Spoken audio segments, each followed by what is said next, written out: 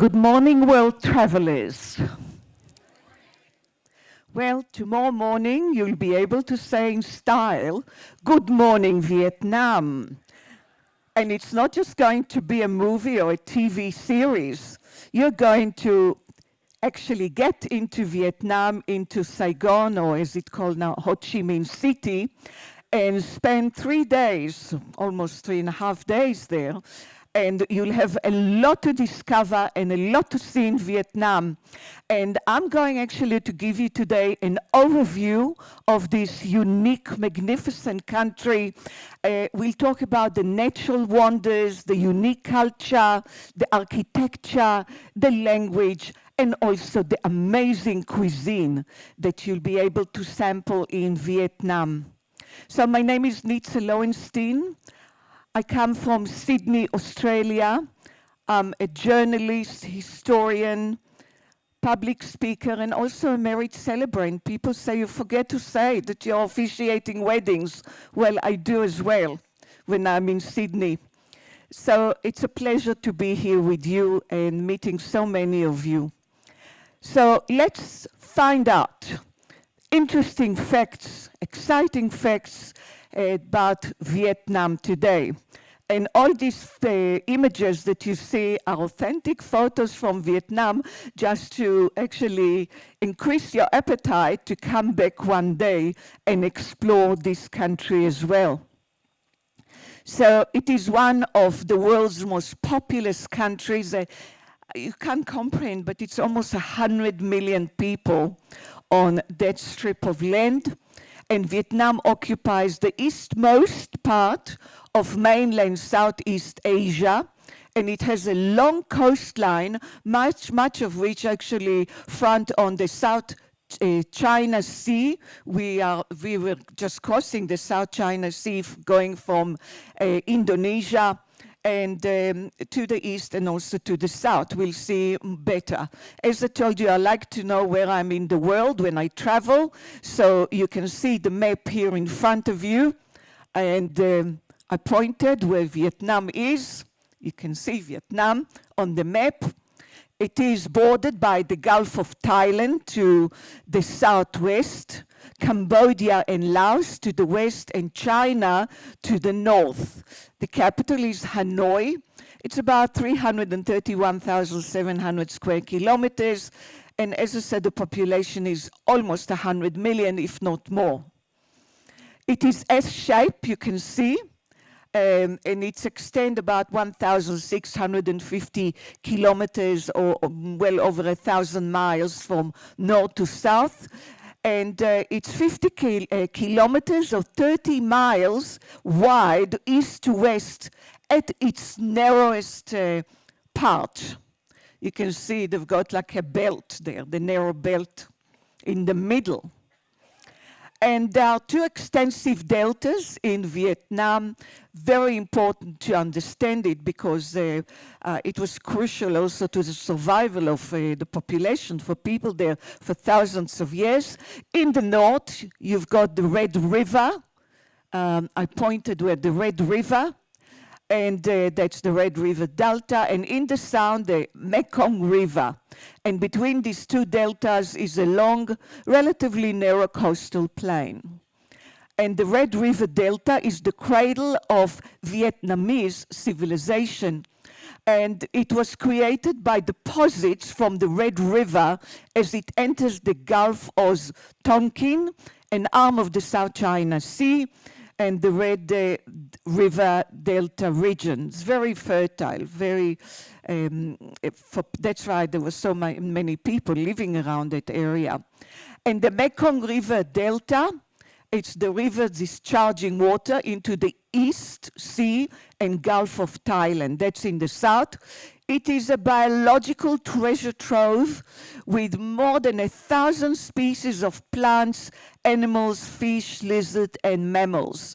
It's Vietnam's most productive region in agriculture and also fishery. You can see, I mean, we went on the Mekong River. It was really exciting to travel on it. And the climate is tropical. Somebody just asked me, is it the hottest place on earth? I'm not so sure because Thailand can also get very hot, but it's warm to really hot temperature with plenty of rainfall. But I don't think it's the heat, it's the humidity that got me. So, I can cope with the heat, but the humidity really is something to cope. But they also have snow right in this tropical country, which is quite interesting. So you can see the Annamite Range on the map in front of you and photos of it on the left.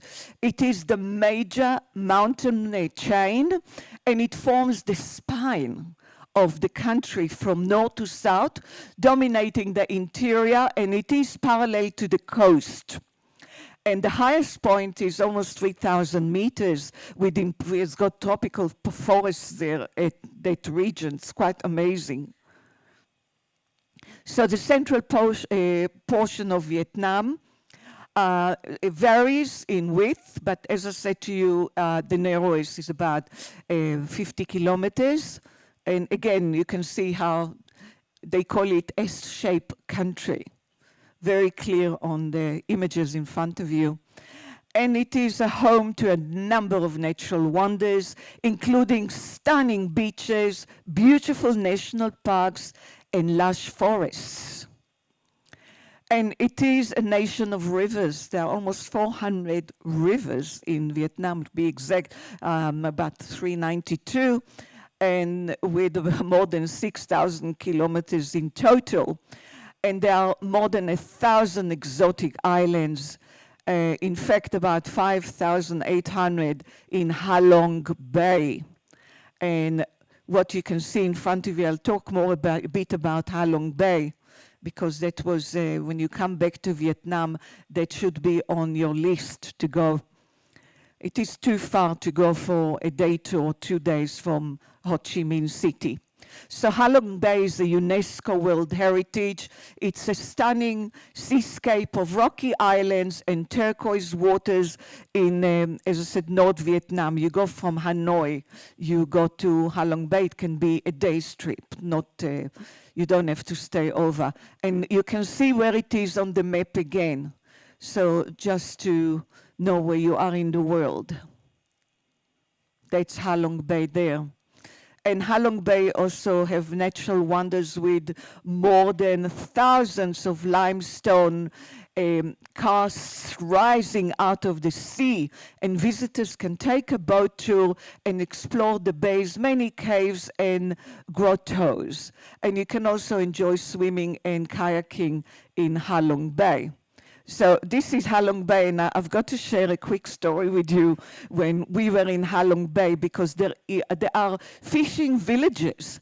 Actually, people build villages right there on the water.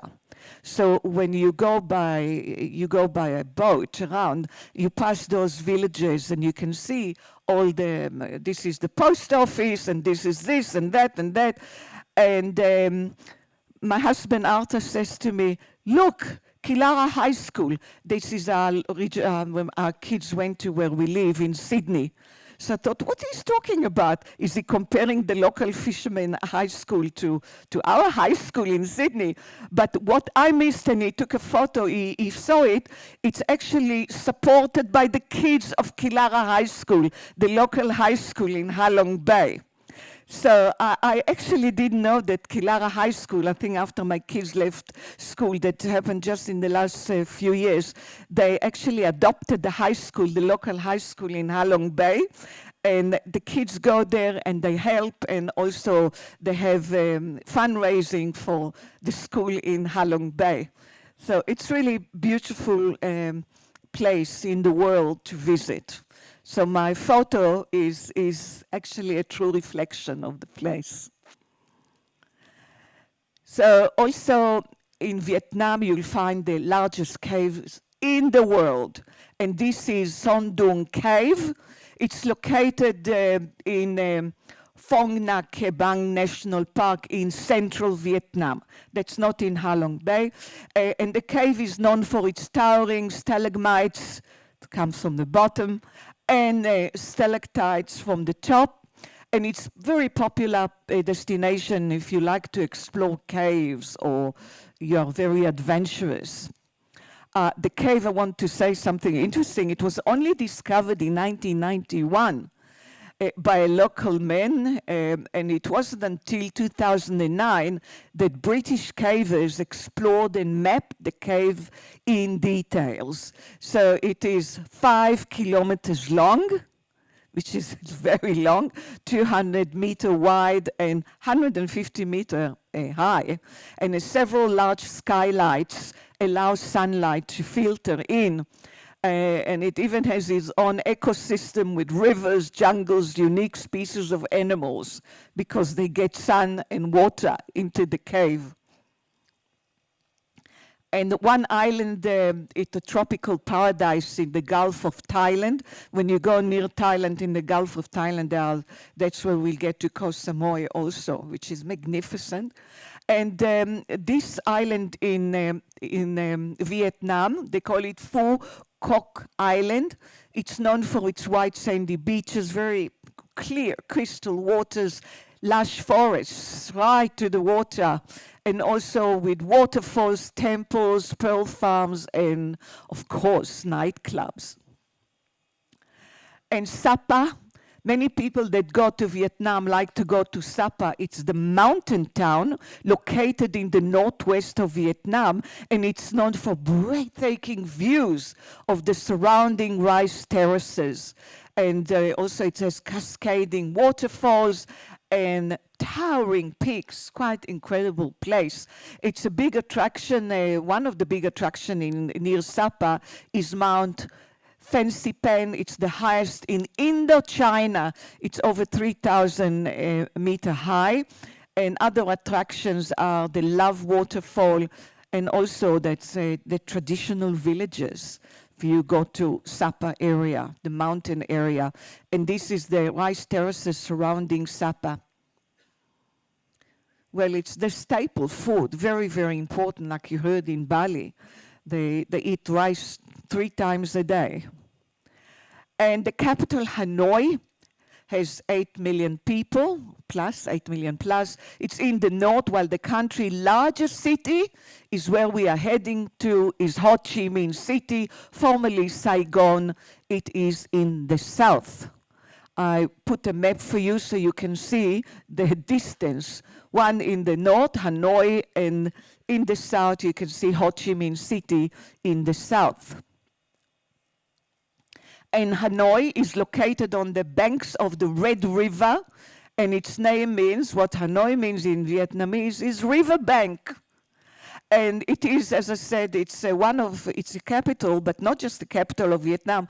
It's one of the oldest capitals in the world, more than 1,000 years old. And it's got a rich history, Hanoi, with streets of its rambling old quarters dating back to the 14th century. And it's really unbelievable to wander through the old city of Hanoi and the markets there. And it's got ancient pagoda, also good, nice, well-preserved colonial buildings and unique museums. And Hanoi is also a really modern city now. They rebuilt a lot of it. And it's one feature when you go to Hanoi is the Sword Lake in the middle of Hanoi, freshwater lake, named after a legend. I mean, obviously a lot of the names got something to do with the culture and stories and legends of the place. It's where the emperor returned magic sword to the Dragon King. That's why they call it Sword Lake. And Ho Chi Minh City a mausoleum, you go to Ho Chi Minh, like if you go to Peking, to Beijing, you have to go to the mausoleum there. The one in Hanoi was built in 1975, and that museum is also next door, and it is the resting place of the leader Ho Chi Minh, and it is symbolically in Ba Dinh Square, where the late leader read the Declaration of Independence in 1945, talking well before, just after the Second World War, well before the Vietnam War. And the body is kept preserved in a glass case, and it's really interesting. The body was hidden during the Vietnam War, and the Russian expert assisted regularly with the preserving process. They were worried that the Americans will bomb it or destroy it or whatever. So it was hidden for the whole Vietnam War, the body of the leader. And the Temple of Literature in Hanoi was built in 1070 AD, dedicated to Confucius. It's Vietnam first university, more than 1,000 years old. Now we are getting to Hanoi, to Saigon, to Ho Chi Minh City, known as the Pearl of the Far East on the Saigon River bank. And it's actually defined by rivers and canals, and it's home to many multinational companies very well known for its preserved French colonial architecture and vibrant street life. And Saigon fell to the advancing northern armies with little resistance, by the way, and few casualties. And its name was changed to Ho Chi Minh City to honor the revolutionary leader, as I said, that proclaimed the independence of back in 1945. And it is the largest city in Vietnam. In Saigon itself, in Ho Chi Minh City, there's about 9.4 million people, but the metropolitan of Saigon, you talk about more than 20 million people. It's huge. And it's a major center for finance, media, technology, and education. It is the manufacturing and business hub of Vietnam, with numerous large shopping malls. Now, ladies, if you like shopping, this is incredible what you can find in Vietnam. And look, I mean, you can go to Google it and see shopping center in Ho Chi Minh City. You will find Maximex, Star Mart, Lotte. Lotte is the Korean department store. They've got big shops also in Saigon. And Aeonol, Vivo City, Zen Plaza, Saigon Center, Diamond Plaza. You just can't go. There is the Paragon, the one that you can find in Singapore. Paragon Center is also in Saigon. And busy Biu Vien is a walking pedestrian street, is a hub for tourists and backpackers. I'm giving you lots of information, but it will make sense when you are there. And as I said, it's known, Ho Chi Minh City, known for its French-style buildings. And the Notre Dame Cathedral was built in 1880. It's the image, look here at the front of you, unbelievable, of Notre Dame that you visited in Paris. And you've got Hotel Continental also, and Saigon Central Post Office, the Ho Chi Minh City Hall, all in French colonial styles.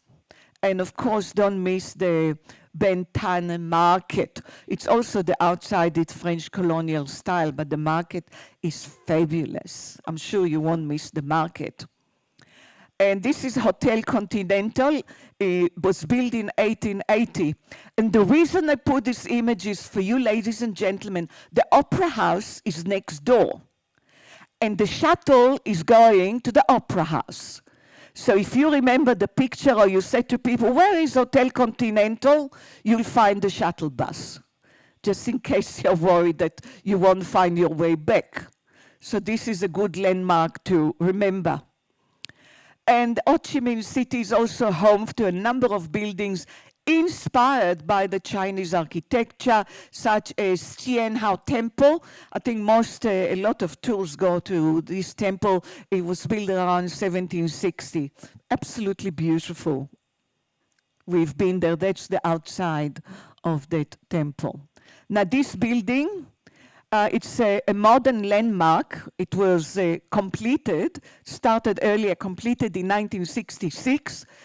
This is the Independence Palace. And why I put it there, because this has got a very historic important historical connotation.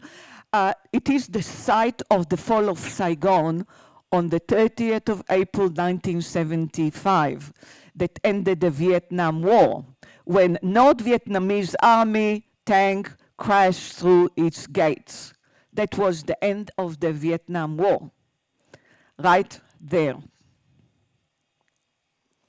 And there are many museums in the cities, and one of them is the War Museum, very interesting museum. Another tourist destination are the incredible Cu Chi tunnels, an immense network of connecting tunnels located in the Cu Chi district of Ho Chi Minh City, and are parts of much, much larger network of tunnels that underlie such much of the country.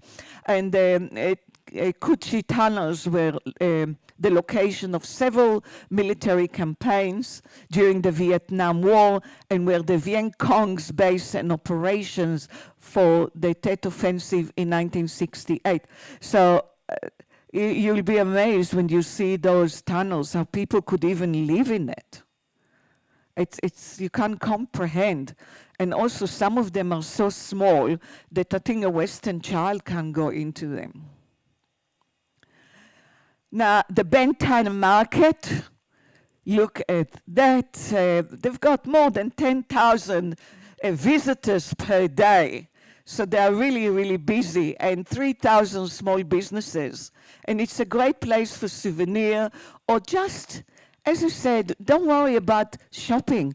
Enjoy the sights, the food, the exotic food that you won't find in your market at home, and the spices, the colors, and the smell. Take photos, because when you come home, you'll say, wow, I can't believe what I've seen. And I'm moving now because it's not really a port talk. I'm talking about overview and culture. I've got to move on. Hoi An, as I said to you, when you come back to Vietnam, is another place to visit. It's a UNESCO World Heritage.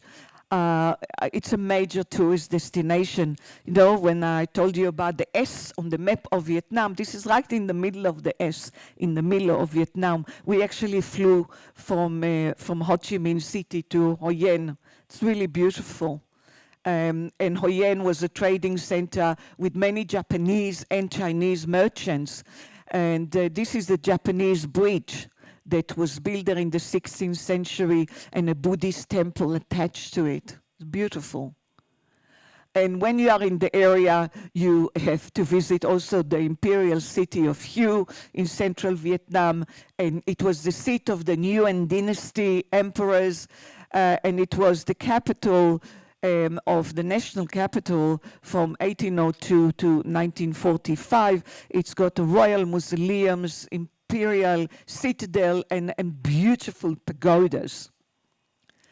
Now, a bit of history. I'm not going to talk too much because we may have another talk about the history of Indochina. So I'll just briefly put things into context. So Vietnam was ruled by China in ancient times, and its culture had been deeply influenced by Chinese culture. And Vietnam was later independent for centuries.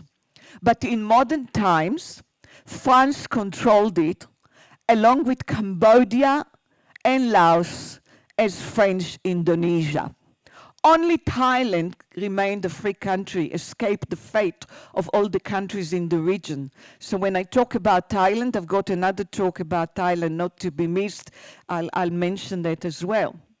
So first Vietnamese lived in a kingdom called Nam Viet, beginning already of 2007 BC. They trace it back. And this civilization was known for sophisticated agriculture, metallurgy, and ceramics.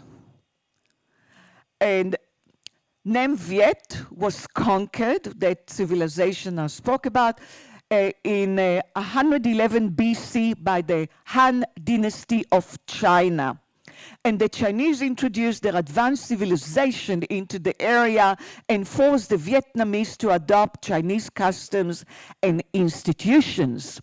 And the Chinese rule lasted more than 1,000 years until 939 AD, when the Vietnamese managed to throw off their conquerors. But even for 1,000 years, they still kept their identity under China.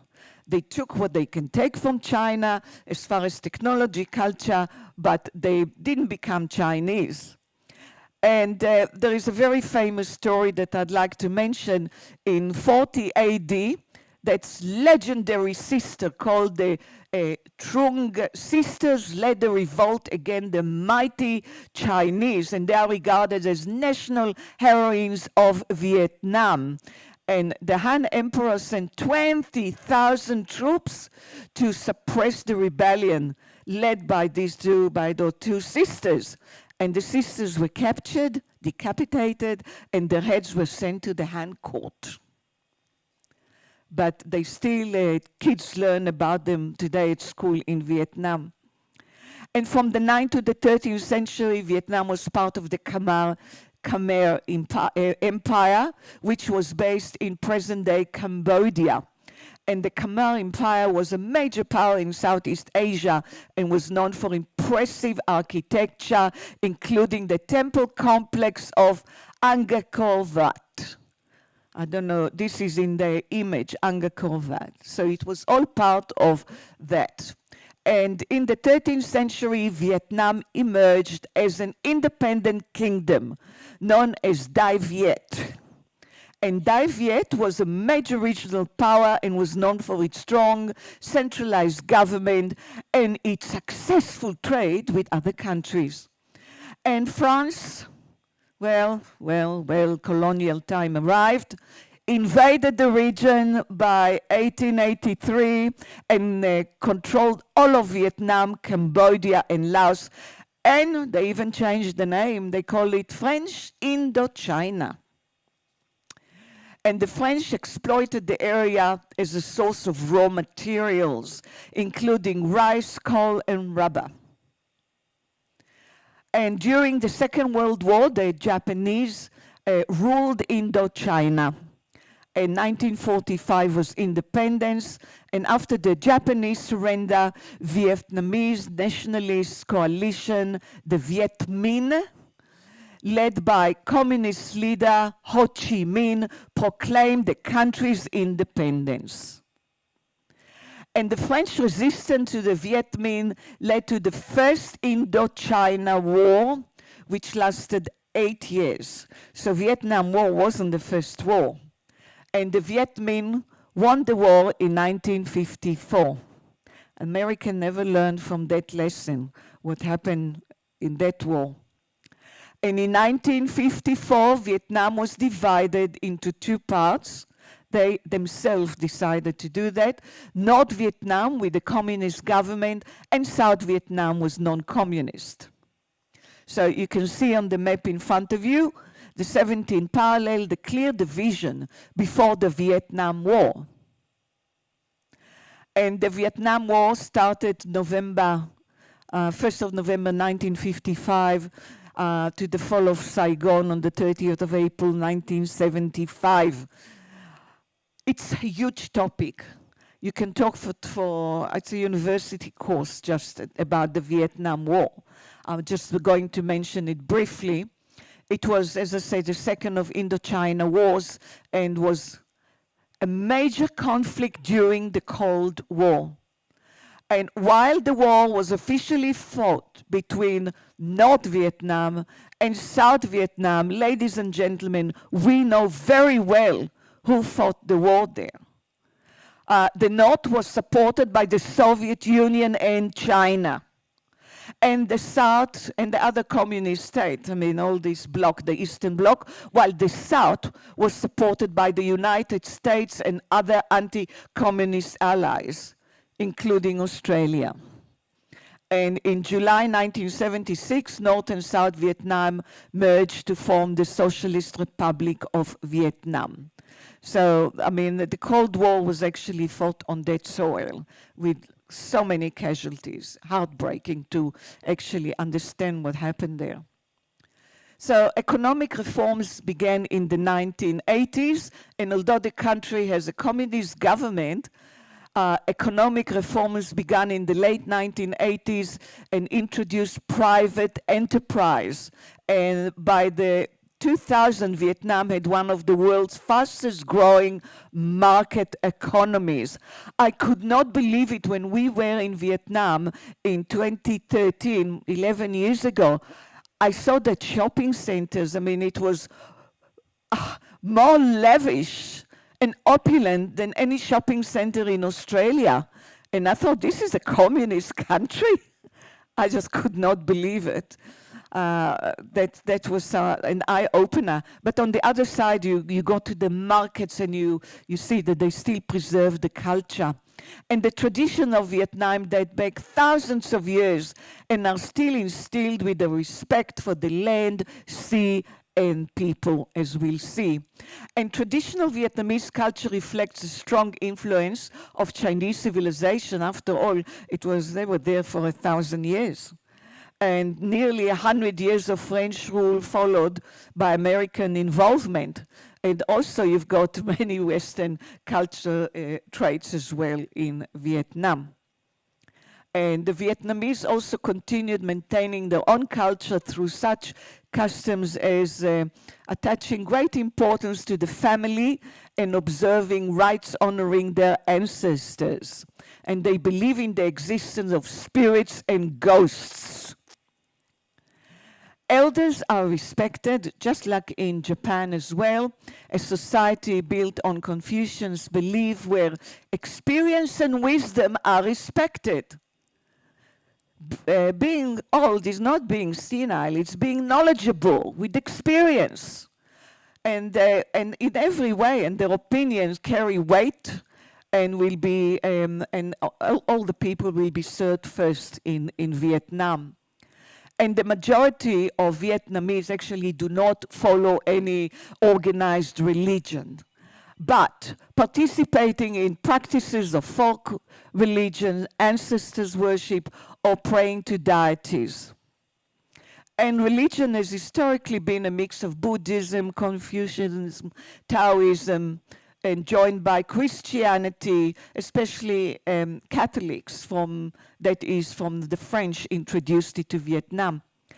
And they believe in ancestor worship and pay respect to the ancestors through rituals and offerings.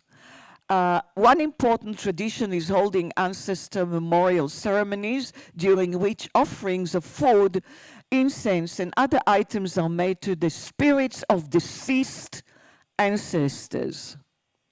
And ghosts or wandering souls are absolutely real in Vietnamese culture. One of the greatest fears is that the dead won't find peace in the afterlife, especially fallen soldiers, and they will be left to wander as tortured spirits. And ghosts can cause car accidents. If there is car accident, it's the ghost interfered. And most people have, in Vietnam, you talk to them, they all have a ghost story, from a butterfly landing on them during a funeral, or strange voices they hear at night. And Tet is the Vietnamese Lunar New Year festival, is one of the most important holidays in Vietnam. It is time for families to come together and celebrate, just like in China. And there are many traditional customs and rituals that are associated with the holiday, such as gift giving, ancestor worship, and the decoration of homes with flowers and lots of other symbolic items. You can see them celebrating in this image the New Year. And it's traditional to give gifts of food, fruit, or cakes when visiting someone's home, and gifts of money, particularly during the Lunar New Year holiday. You never come to somebody empty-handed in Vietnam. And celebrations of Lunar New Year can be tracked back, of course, to Chinese history, as early as the period of the legendary Chinese ruler, Emperor Yao. We are talking about 2356 BC. and that's in China. But nowadays, this annual festival is marked by more than a quarter of the world's population from different cultural background. This is the New Year. And it is celebrated in Vietnam for 2 weeks, from the Lunar New Year to the eve of the Lantern Festival, held on the 15th day of the lunar year. So they've got 2 weeks, a holiday of celebration, family visiting and celebrating with your families and also with your community in the street. And each year, it's like the Chinese year, is associated with one of 12 animal signs, which are believed to have certain traits and characters. And for example, people born the year of the rat, they are not really ratty, they are resourceful, quick-witted, while those born in the year of the tiger are believed to be very brave and confident. So the zodiac cycle there is actually slightly different with 1 year with the Chinese calendar. Look at that, the rabbit is the fourth of the zodiac that was in 2023. However, in Vietnam, it was the year of the cat in 2023, not the rabbit. The Chinese astrological term for rabbit, Mao, is Mao, like meow, I think, cat in Vietnamese. So when they adopted the Chinese zodiac calendar, they understood it as a cat. So it's still a cat, not a rabbit. So the lion dance brings good luck and fortune. You see lion dances everywhere during New Year, and operated by, you can see 2 dancers, one manipulate the head and the other the rear end of the lion. And the dragon dance also, if you watch it or you participate, will bring you good luck and fortune, and also that performed by a team of dancers. The lion with 2, but the dragon, you need a team that coordinate, really well coordinated dance, beautiful. And astrology is very, very important part of Vietnamese culture. Many believe that their fate is determined by the alignment of the stars and planets at the time of their birth. And they consult astrologers all the time, like a fortune tellers. And chart created by considering the position of the sun, moon, planets at the time of birth. And the chart is believed to reveal information about the person's personality, strengths, and even potential challenges in the future, warning you what challenges you may face. And there are many superstitions and beliefs in Vietnam that are related to good luck and bad luck. And for example, it is considered unlucky to sweep the floor at night. And it is believed that whistling inside the house will bring bad luck. So I think bad luck, good luck in the East is really important. In Bali, we went to a private guest house to have lunch, and I saw a couple was praying. They had a ceremony, and I entered in. I said, "Can I please enter?" And they said, "Yes, please come and join us." And I said, "Well, I wish you good luck." And they said, "Thank you. How did you know to wish us good luck?" I said, "We all need good luck in life." And they agreed with me. And Vietnam also got really rich tradition of fairy tales or folk tales.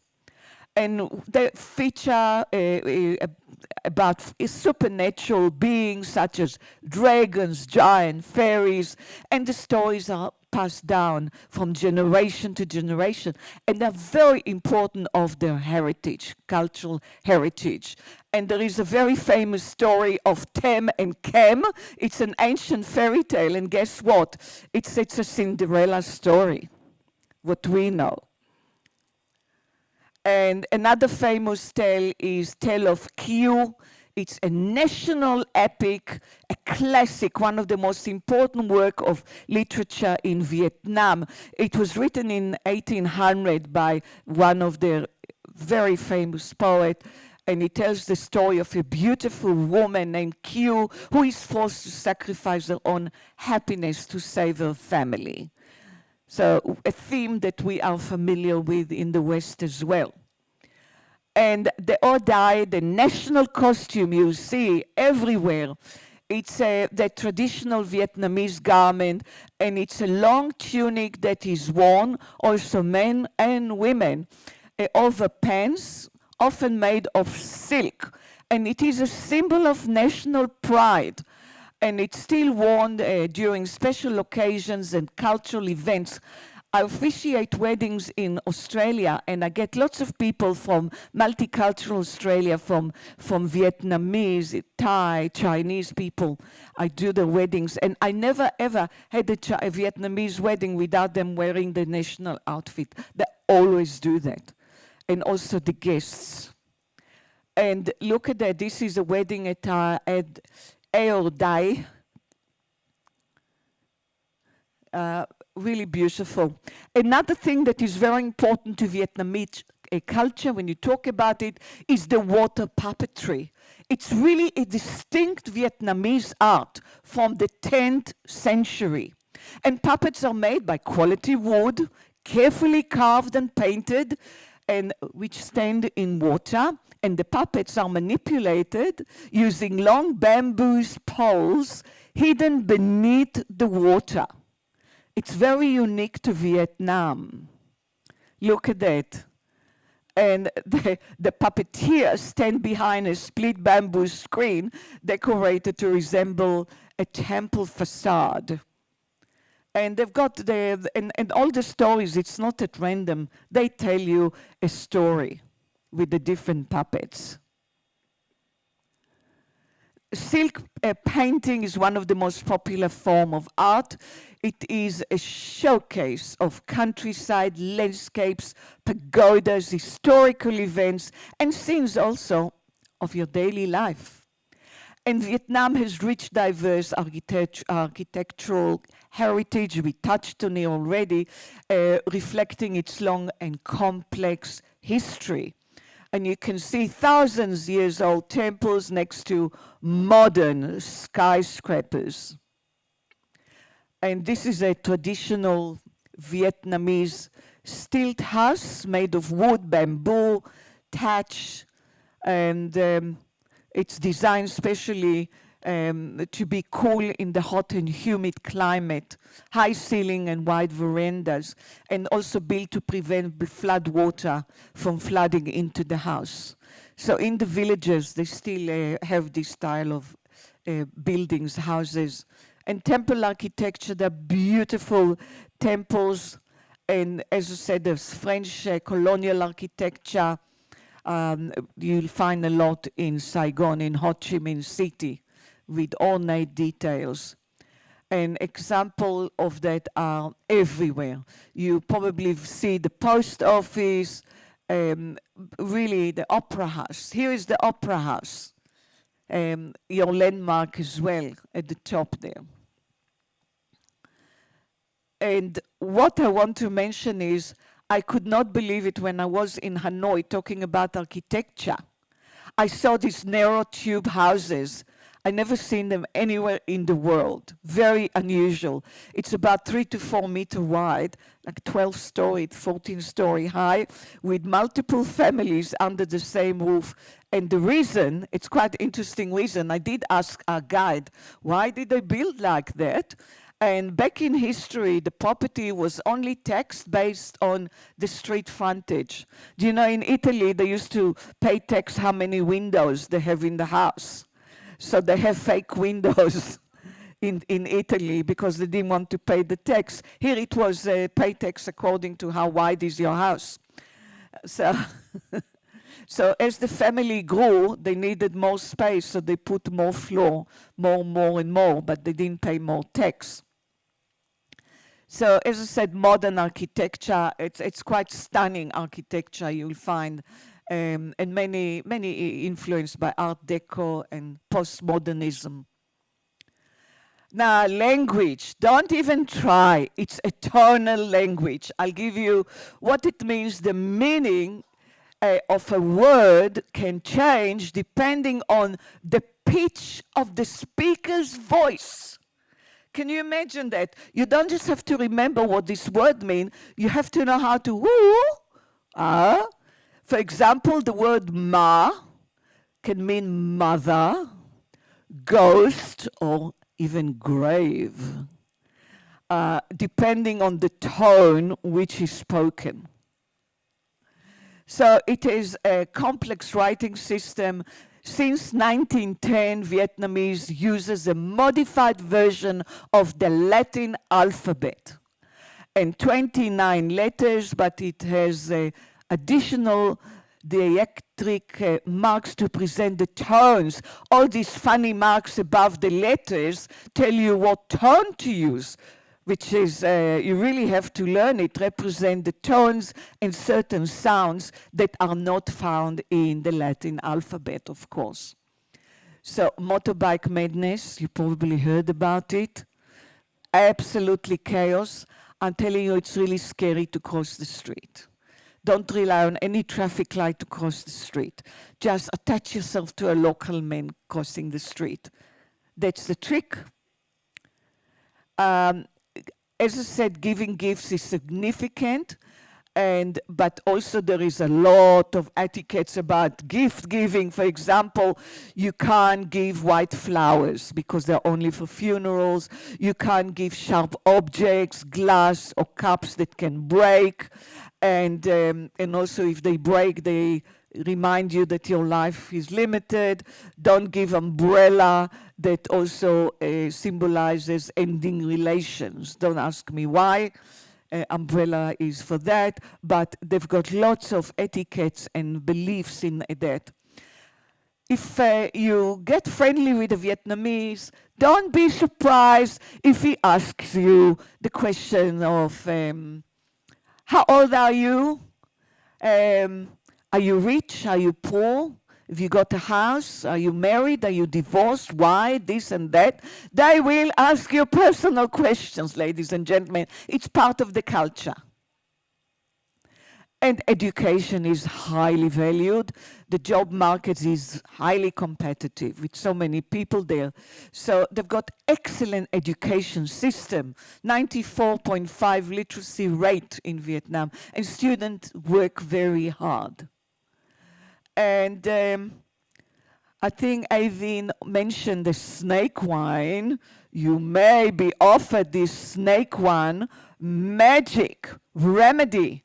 It will promise you everything from hair loss to increased sexual performance. It works, but ladies and gentlemen, please don't try, because remember, snake venom dissolved in the liquor is not always safe. And food is important. The process of bringing food to the table from the rivers, mountain and sea is respected, and it's rude to leave food on your plate. So if you go to somebody's house and they offer you food, if you leave behind something, it's offensive, actually. And it's one of the world's biggest country with rice production after China and India. And rice is a staple food. I already mentioned it's served with every meal. And what did I jump over? And Vietnamese cuisine, we're almost getting to the end, is a long history, been influenced variety of cultures. You can understand the history. You've got Chinese influence, you've got French influence, and the cooking techniques. But let me tell you, you go to any restaurant in the street even, and you taste the food cooked in a clay, it's really delicious and safe. And really, I really advise you to try some of that food. It's always fresh food. They believe in fresh, healthy, and the Vietnamese restaurants are really popular all over the world. I don't have much time to talk about it, so I'm just showing you very briefly. Now, something really, really important that I want to mention.